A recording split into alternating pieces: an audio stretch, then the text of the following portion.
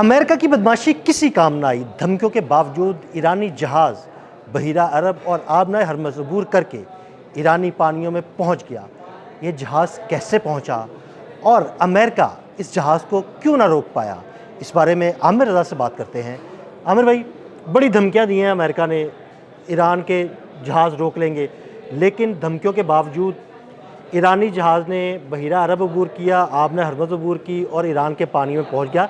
America इस जहाज़ को क्यों नहीं रोक पाया? देखिए, पहली बात तो यह है कि अमेरिका ने कार्डन ऑफ कर रखा है उसकी तमाम बंदरगाहों को और कहा है कि इसके साथ जो तजारत करेगा उस जहाज़ को हम तबाह कर देंगे। इसलिए 19 अप्रैल को जो जहाज़ तस्काओ के नाम से आया था उसको रोका गया। ना सिर्फ रोका गया बल्कि उसमें मरीज़ उतारे गए, चाइनीज़ सामान की तलाशी ली गई।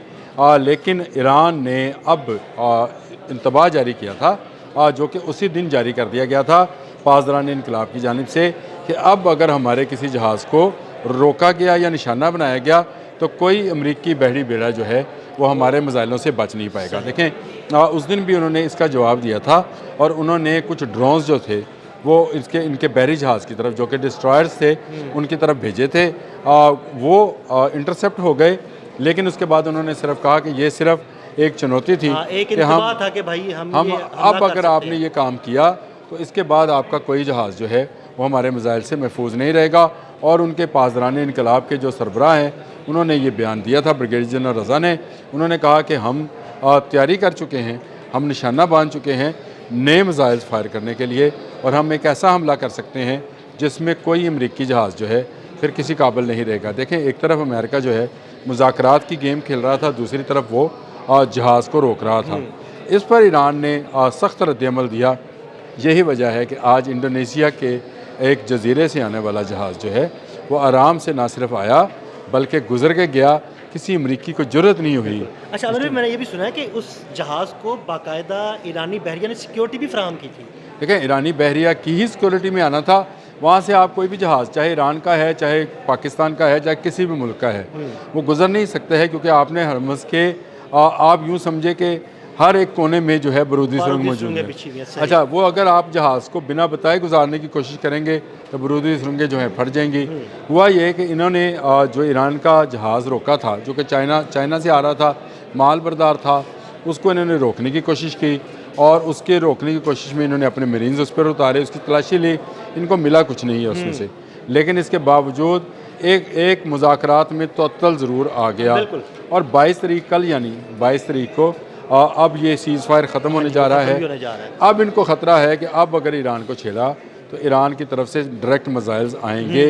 और वो जो बाकर कालिबॉफ ने कहा है कि हमारे पास खेलने के लिए नए कार्ड्स हैं,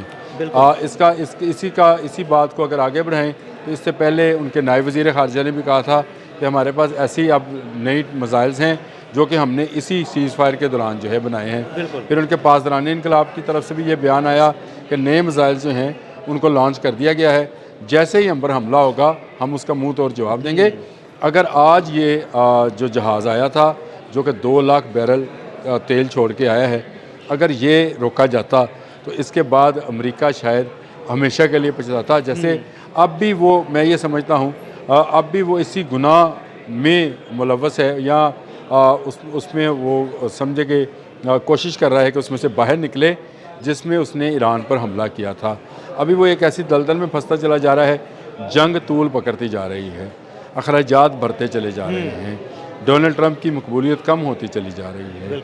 और कम तो एक सर्वे भी हमने देखा है कि उसमें, देखिए मैं आपको बताता हूँ सर्वे का, उस पर अलहदा कर लीजिएगा आप, अगर करना तो आपने अलहदा कर ले कि डोनाल्ड ट्रंप की आने वाला। तो मैं पहले प्रेडिक्शन कर चुका हूँ कि 3 लोगों की सियासत, मिड टर्म इलेक्शन में तो बिल्कुल गया ना, ये 3 लोगों की सियासत खत्म होनी है, मोदी की, नेतन्याहू की और डोनाल्ड ट्रंप की। ये लिख के रखें, ये जंग का फैसला जो भी होता है, मुज़ाकरात जितने मर्जी कामयाब हो जाएं, ट्रंप अब अपनी सियासत को बचा नहीं पाएगा, क्योंकि ट्रंप के मुल्क के अंदर जो है इसके ऊपर जो है बहुत ज़्यादा रिजेंटमेंट है। पहली बात तो यह है कि आपने हरमुज़ पर ईरान का कंट्रोल है, अब मान जाएं इस बात को। जो लोग इस बात पर हैं कि अमेरिका बहुत मजबूत है, होगा, अमेरिका बहुत ताकतवर है, अमेरिका एटॉमिक पावर है, लेकिन आपने हरमुज़ उसके पास नहीं है। बिल्कुल। उन्होंने जो पहला जहाज़ भी रोका, देखें वो कंटेनर बरदार जहाज़ था, एक कंपनी के नाम पर रजिस्टर्ड था और वो चाइना से माल लेकर आ रहा था, जिसमें शायद कुछ अद्वियात होंगी या इलेक्ट्रॉनिक्स का सामान होगा, कुछ भी होगा, उसमें कोई वेपनरी सिस्टम नहीं था। आमिर भाई उसमें कोई वेपनरी सिस्टम होता तो अब तक बात खुल जाती। उन्होंने शोर मचा दिया था अच्छा, अमेरिका वो उनको इंतबाह जारी किया गया, उनको रोका गया, उन पर फायर किया गया, मरीज़ उतारे गए। इसके बाद जब ईरान ने इस पर जो है अपना रद्द-ए-अमल, सख्त रद्द-ए-अमल दिया, तो आज आप देख लें कि ईरान का जहाज़ जो है उसको रोका किसी ने नहीं है, और ईरान के अलावा किसी का जहाज़ जो है आपने हरमज़ अभी तक अबूर नहीं कर पाया है। बिल्कुल ऐसे ही। देखिए, भारत के 2 जहाज़ उसके बाद उन्होंने अबूर करने की कोशिश की, ईरान ने फायरिंग करके उनको वापस भिजवा दिया। तो ये एक ऐसा मामला है जिसमें आपने हरमज़ पर कंट्रोल जो है वो ईरान का है। अमेरिका ने एक बदमाशी के ज़रिए या उन्होंने तो खैर उसको कज़ाकी कहा है, कज़ाकी के ज़रिए जो है एक जहाज़ पर कब्ज़ा किया, जो कि सिविलियन जहाज़ था, फ़ौजी जहाज़ नहीं था। अगर वो फ़ौजी जहाज़ होता तो शायद रद्द-ए-अमल जो है वो अल्फाज की सूरत में ना आता, मज़ाइल्स की सूरत में आता। लेकिन अब अगर ईरान की तजारत को, ईरान के आयल को या उसके आयल टैंकर को रोका जाएगा तो जवाब मज़ाइल की सूरत में आएगा। पहले ही हम तो घड़ियाँ गिन रहे हैं कि अब हर आने वाले लम्हे के साथ सीज़ फायर का वक्त ख़त्म होता चला जा रहा है। कल रात 12 बजे ये सीज़ फायर का वक्त ख़त्म हो जाना है। ये जैसे ख़त्म होगा उसके बाद कौन किस तरह से रिएक्ट करता है। अभी कुछ देर पहले तकरीबन जब आप और मैं आ रहे थे चलते चलते, मैंने एक दफ़ा फिर स्क्रीन पर जो है प्रॉम्प्ट किया तो डोनाल्ड ट्रंप का ट्रुथ सोशल पर एक छोटा सा बयान आया है जिसमें उसने कहा है कि ईरान सीज़ फायर की वायलेशन कर रहा है। इसके अलावा कुछ नहीं है उसके अंदर, यानी एक लाइन की सतर है जिसमें उसने कहा है कि वायलेशन कर रहा है। अब क्या ईरान वायलेशन कर रहा है, ये सब झूठ है। बिल्कुल ऐसे ही। वायलेशन आपने की, बहरी जहाज़ पर हमला आपने किया, उस पर बारूद आपने फेंका, उसके लोगों को हॉस्टेज आपने किया, आपने अपने मरीज़ उसके ऊपर उतारे। अब आप इल्ज़ाम लगा रहे हैं ईरान पर।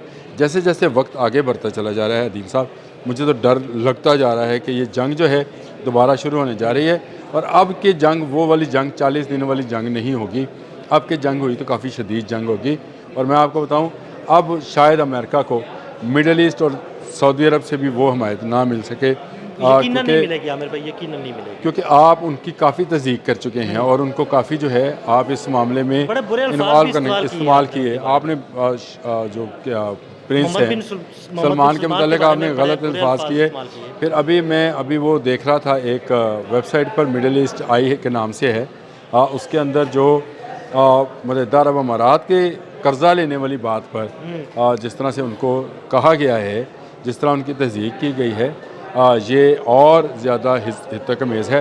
वैसे तो हमें उस पर भी बात करनी चाहिए कि अमेरिका अगर इनके साथ इस तरह के हितकमेज़ सलूक कर रहा है तो कितनी जल्द ये सारा का सारा जो मिडल ईस्ट है ये चाइना के साथ जा रहा है। अब जंग जो है वो ईरान आपने हरमज़ में उस वक़्त तक नहीं खोलेगा जब तक मुज़ाकरात की टेबल पर अमेरिका अपनी शिकस्त तस्लीम नहीं करेगा और आपने हरमज़ ईरान को नहीं देकर जाएगा। ये मैं पहले भी प्रेडिक्शन किया करता हूँ कि अब वो आपने हरमज़ 28 फरवरी से पहले वाली नहीं रहेगी। ईरान इस पर कंट्रोल हासिल करेगा और ईरान ही इस पर टैक्स लेगा, क्योंकि उसका जितना नुकसान हुआ है जो कि 27 अरब डॉलर के करीब है, वो टैक्स लेगा तो अब रिपेल्टेशन का अमल शुरू देखिए लाज़मी बात है। और इसमें अरब ममालिक भी किसी हद तक इस पर एग्री हैं। वो इसलिए एग्री हैं कि उनका बिज़नेस रुक गया है। अगर उनका बिज़नेस चलेगा तो वो पैसा आएगा, तो वो पैसा दे। बिजनेसमैन के लिए ज़रूरी है कि उसका पैसा सर्कुलेशन में रहे, चलता रहे। रुकता है तो कम होता है, चलता रहे तो बढ़ता है। तो वो उसको चलाना चाहते हैं और मेरा ख्याल है आपने हरमज़ में अब ईरान के जहाज़ जब चाहेंगे गुजर जाएगा। बिल्कुल, बहुत शुक्रिया आमिर भाई जी। बिल्कुल, आमिर भाई ने बड़ी तफसील के साथ इस सारे मामले पर रोशनी डाली। मज़ीद अपडेट्स के लिए हमें फॉलो करते रहें। अदील अहमद और आमिर रज़ा को इजाज़त दीजिएगा। अल्लाह हाफ़िज़।